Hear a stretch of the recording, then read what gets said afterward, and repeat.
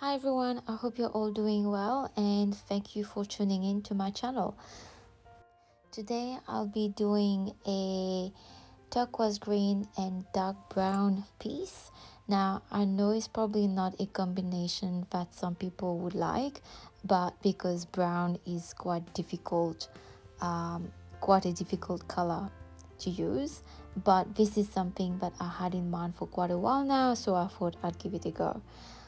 So for this piece I'm using a hairdryer to blow out the bloom.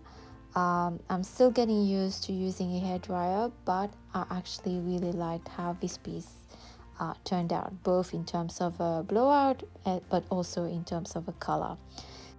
So I'm going to leave you to enjoy the rest of the video with some music in the background, but I would really appreciate it if you could leave a comment with your thoughts on whether you like this piece or not. So enjoy the video and I'll see you next time.